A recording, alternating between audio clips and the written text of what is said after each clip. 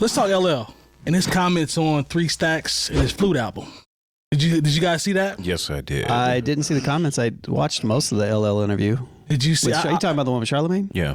It was these comments were on the shop with LeBron. I put 2 reference links in our Discord. Oh, Andre's comments.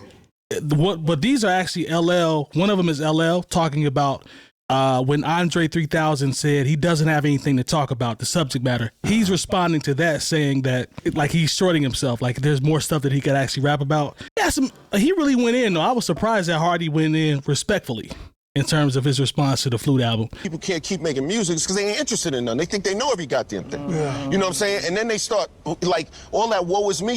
Well, when you was 14, you wasn't rapping about, you know, the pubescent growth spurts. So why you have to get older and talk about prostate? Like, there are other things to talk about besides your doctor's appointment, bro. Like, I love you. Like, what the are you talking about? Like, I love him. That's my man. He's super talented. Yeah. What are you talking about? Yeah. Like, you can do anything, you know what I'm saying? Like, he's one of the great, I'm talking about Andre's one of the greatest rappers ever. Like, I think he's amazing, but I disagree with that. Like, with all due respect, and I ain't, you know, I disagree with that because I think that he has it in him.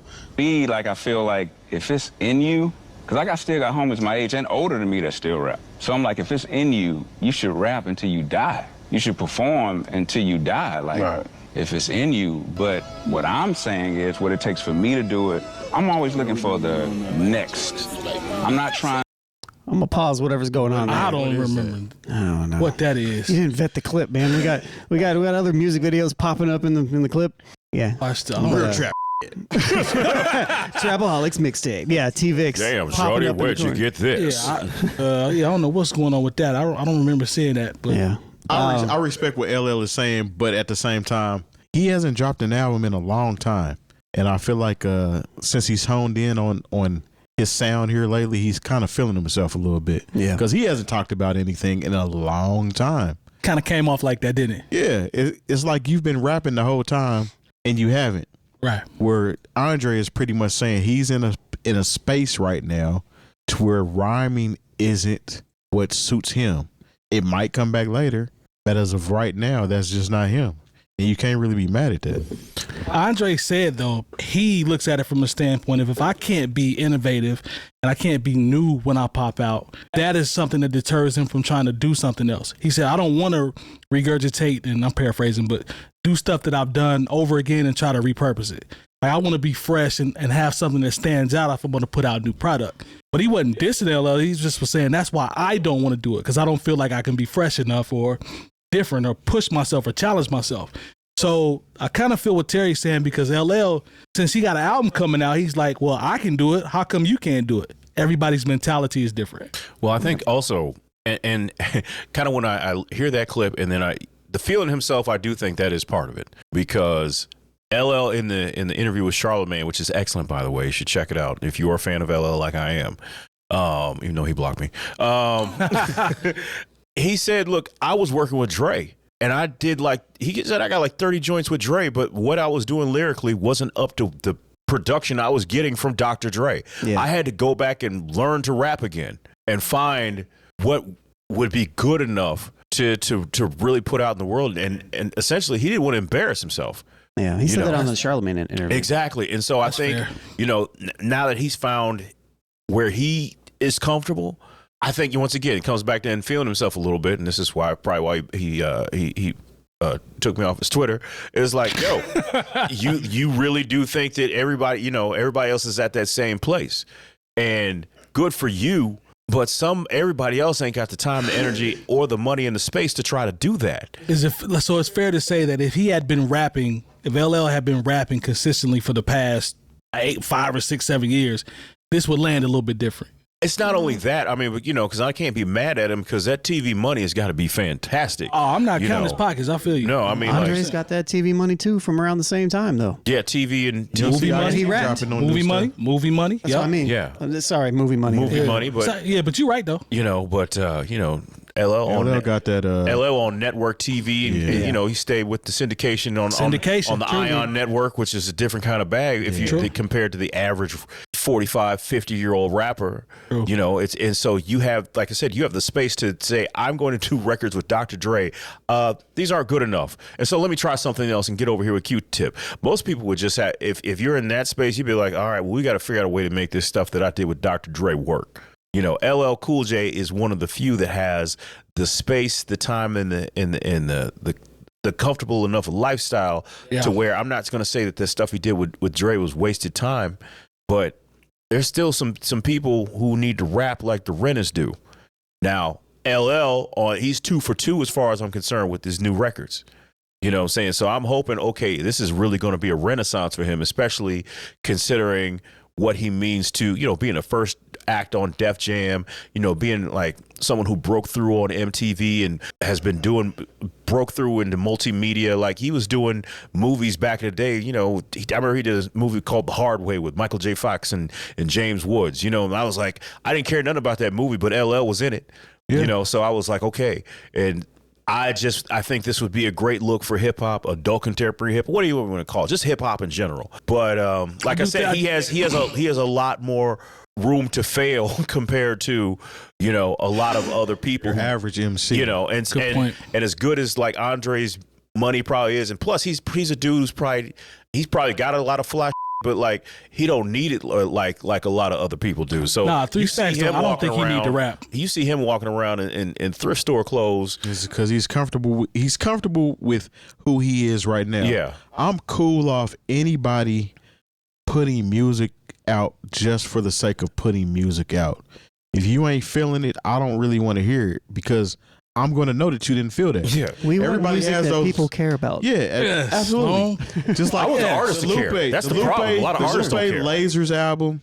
We as fans know he was not feeling that. That was Atlantic Records. The first time I listened to that album, I was excited to hear it, and afterwards I was like, "Man, what the hell was that?" This ain't is what I said. It ain't Lupe. This ain't Lupe. And you could tell that he was not feeling that. Samurai is Lupe. If any artist is to a point where they're just putting out music to get out of contracts or they're not there, whatever, I'll take the 1 or 2 singles that actually meant something, and that's it. I'm cool on the whole release from you if you ain't feeling it. That's just where I'm at. I respect that. How long ago was this LL interview? Do you know? When the shop interview is recent. That's probably that one just aired on the shop's YouTube probably last week and a half ago. I think that's a little bit older because the most recent one is the Sexy one with Red, Sexy Red, and that one just came out. Yeah. Okay, let me look. The reason why I asked this is because I feel like we have beat this topic to death about Andre and whether he wants to do this or not, and I feel like he has clarified himself a few times, and I feel like enough talking points been out to where. How many different ways does Andre have to say that it's just not in him right now before people just shut the up?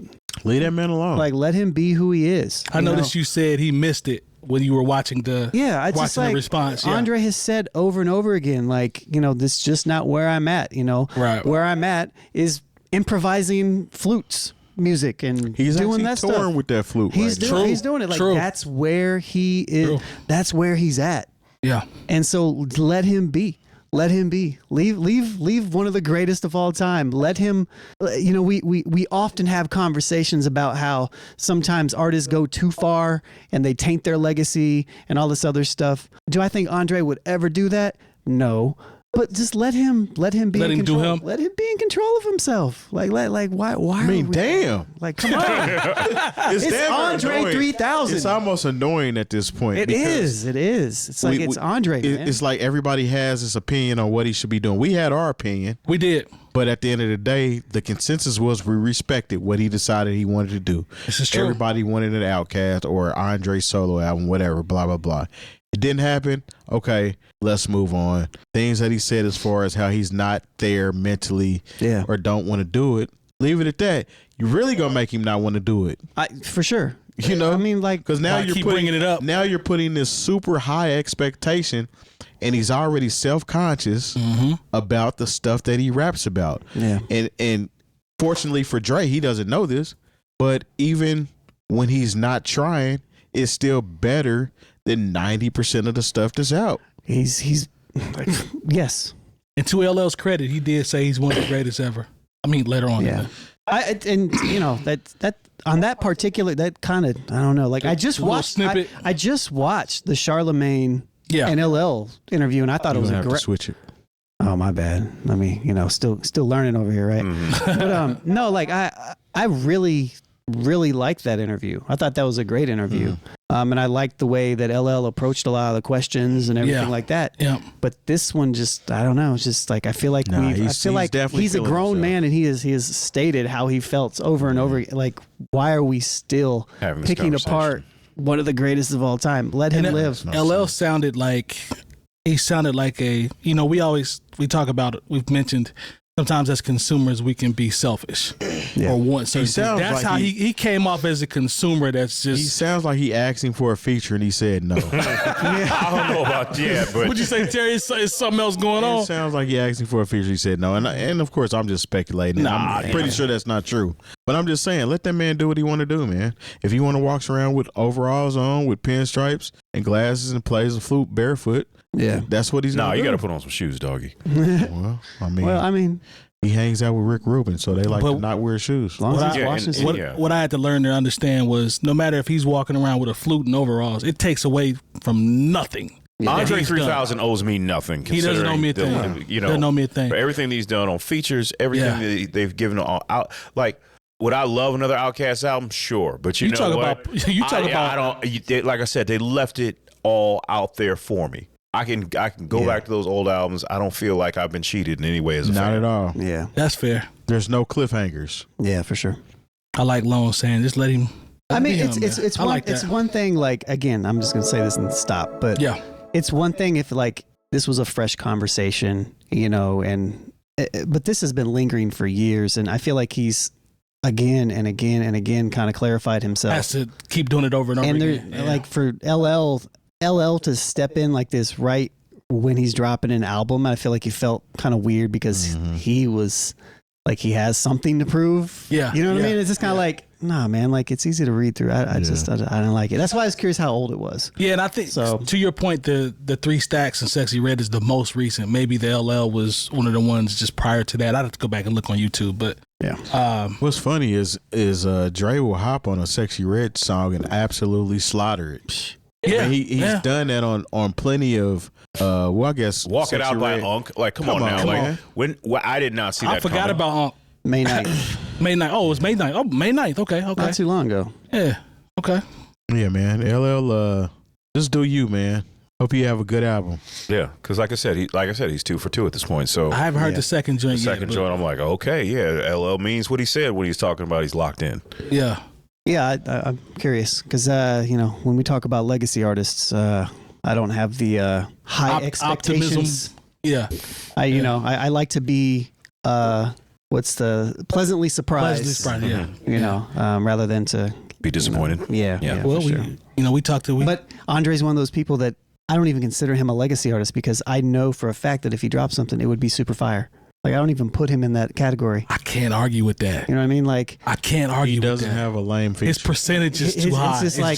He's never lost a step. He's always been relevant. It's just different. Yeah, I mean when he had the verse on Killer Mike's, it was like he never went anywhere. Yeah, and then he had a song. It was at this point several years ago with a Grammy for that. The Rick Ross, the 16 that Jake won. Shout out to Jake won. Yeah, hey, I'm sorry. The what was he on? Was it Frank Ocean? Yeah, Passion. Frank Ocean. Yep. Yeah. That's he right. Don't miss. You don't leave that man alone. He's one of those. It'd be different if he threw a brick up against the wall. Yeah, he hasn't. But he hasn't. So leave him alone. Like ever. He's batting 100. Like can anybody name like a bad Andre song? You can't. I don't think he's definitely not on no feature. He had missed. You know, out. Yeah. He's like almost the. Even that song they did for the Scooby-Doo soundtrack. Come on, man. I'm just saying, man. Like, Drake don't miss. Long still, let that man live, man. He's Drake, and you still see people talking like, oh, I don't know, man. He's in a group. He can't be in the conversation. I'm like, all right, okay, cool. We're still having this conversation. But anyway, did you not listen? You might want to go back. Yeah. All right. Shout out to 3 Stacks, man. I'm off my soapbox. So. Well, no, that's cool, man. Shout out to 3 Stacks for being here, man. Keep doing you, bro. Yo, stop freeloading our content. Become a patron. Thank you.